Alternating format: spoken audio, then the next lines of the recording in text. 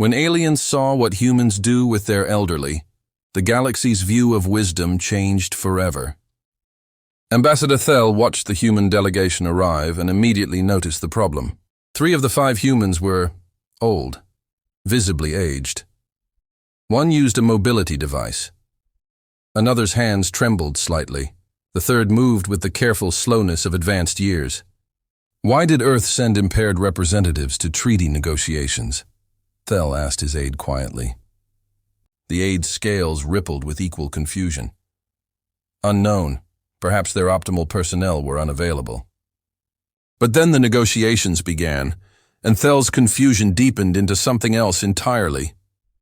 The elderly human, Dr. Sarah Morrison, age 73 according to her file, spoke with a clarity that cut through 2 hours of circular debate in under 5 minutes.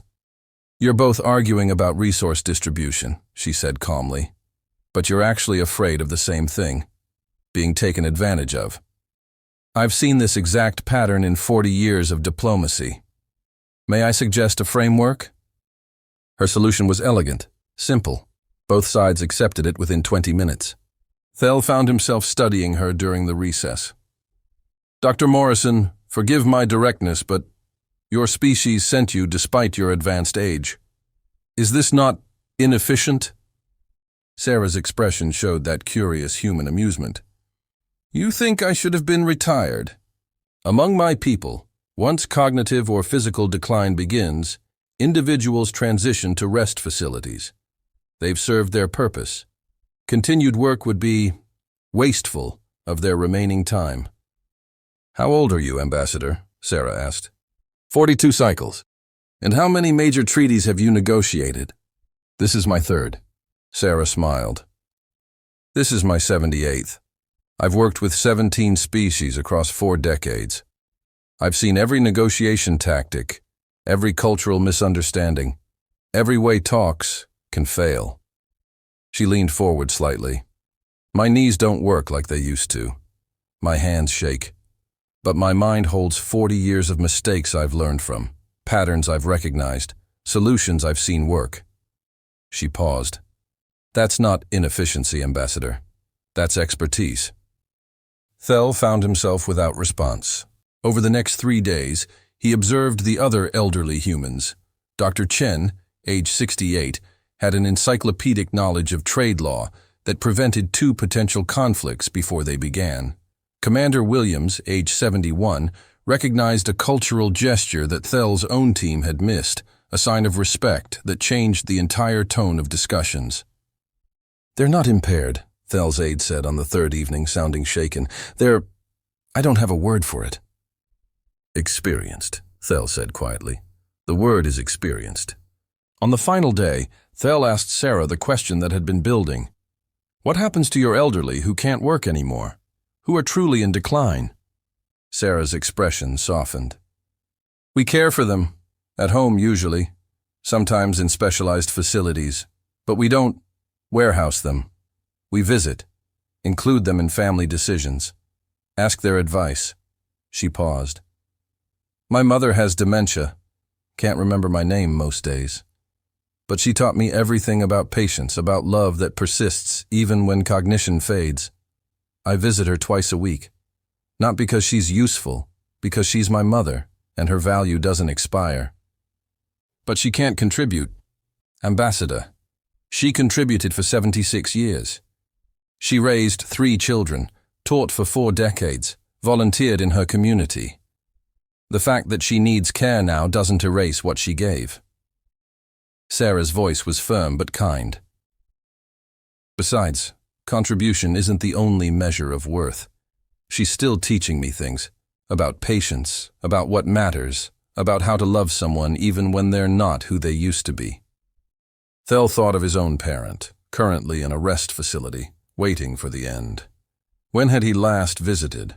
When had he last asked for their perspective, their wisdom, their story? The treaty was signed successfully. As the humans prepared to depart, Sarah approached Thel privately. "You've been thinking about someone," she said gently. "My parent," Thel admitted, "in a facility. I haven't visited in some time. There seemed no point. They can no longer serve. Sarah touched his arm lightly. Maybe visit anyway. Not because they can serve, because they're still your parent, because their life mattered, because the story of who they were doesn't end just because they've slowed down. 3 weeks later, Thel stood in his parents' rest facility room. The attendants looked shocked. Family visits were rare, seen as inefficient use of time.